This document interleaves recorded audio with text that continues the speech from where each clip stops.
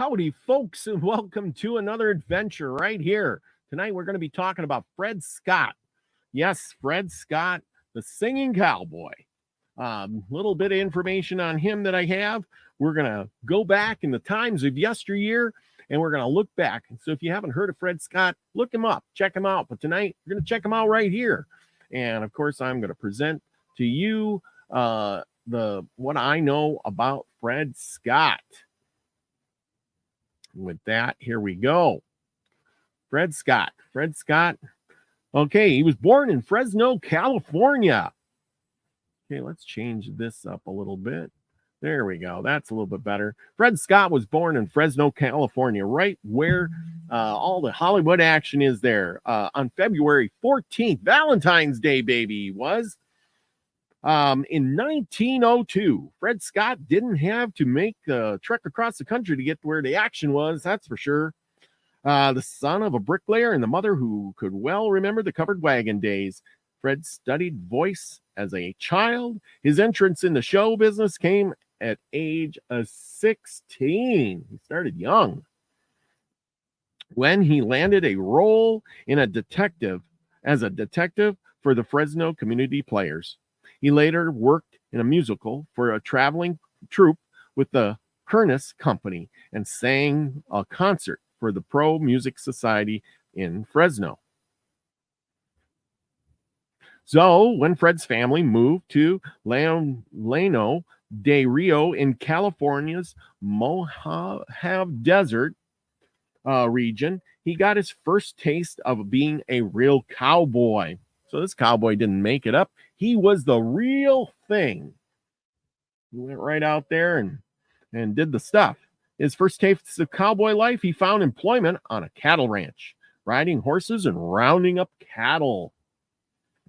He tried to get film roles on horseback, but was into his first Western. He was given a singing part in a Harry Carey film. Fred left film work for a little while and went into the opera and stage performances. He sang as a famous Biltmore Bull in Los Angeles. Wow. And his performing mostly cowboy songs, it turned out to be an important job. For a while, appearing, he met and married a dancer with George White's Sandals and was also discovered by producer Jed Brule. Well, let's hear a little bit of Fred Scott singing. Okay. Let's see. We're gonna do this, and we're gonna redo this because I don't know if I did the right thing, but we're gonna back there, and we're gonna hit that. We're gonna share, and let's hear a little bit of Fred Scott singing. There you go. That is Fred Scott singing. Jed Brule and George Callahan. That's right. So let's go on. After years and sometimes unlikely preparations, Fred found his place on the Hollywood range at last. He made several series and orders for Spectrum Pictures, films like Romance Rides the Range.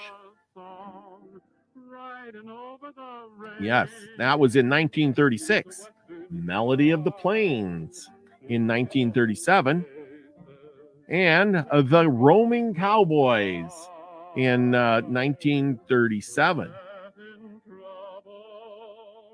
and Songs and Bullets in 1938.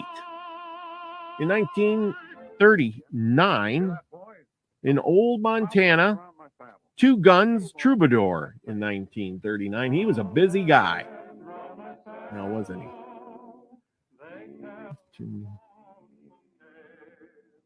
He was the singing buckaroo. Fred was the first of the singing cowboys to have had opera training. He sang his way across the celluloid prairie and with a set of pipes that got him billed as the silvery voiced baritone. Then, more in tune with the cowboy theme, the silvery voiced buckaroo. With his horse, White Dust, Fred made nearly 24 films, getting great comic relief from sidekicks such as AJ St. John. One of the Fred's producers was the phenomenal comedian Stan Laurel of Laurel and Hardy fame. Well, look at that. He knew everybody back in the day. As if the music, comedy, and action weren't enough, Fred also did a fair amount of his own stunt work. Wow, his own stunt work. Quite the guy. But then again, he could sing and he could rope and he could ride. So why not? As if the music, comedy, and action weren't enough, Fred also did a fair amount of his own stunt work, including horse backtricking express and the Cooper Mount.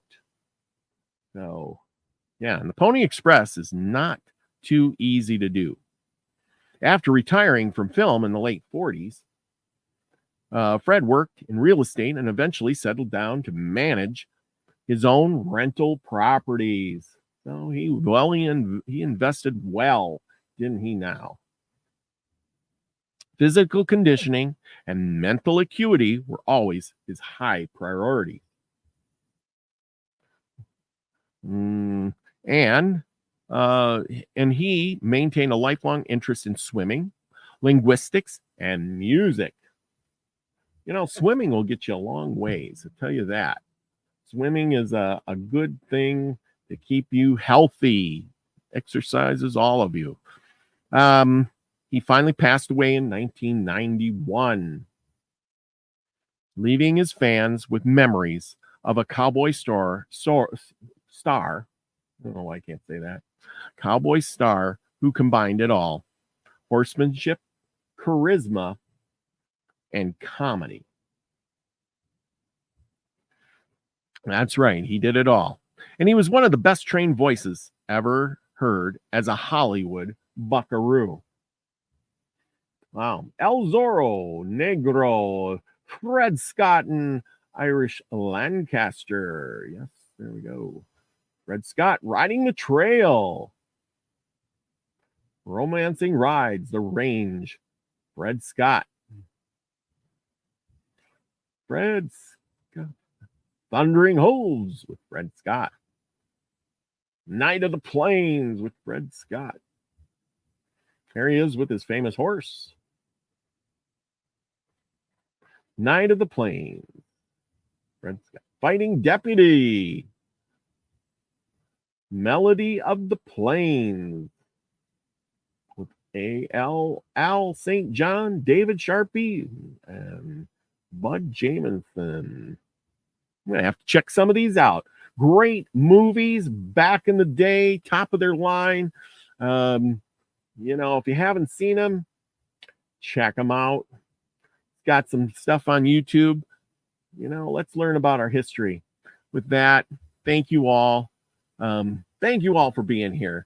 Remember, this was a great show of history, and you know, you can look them up and you can watch these guys just like if it was yesterday. It's so interesting. So just, if you're interested in that, do it.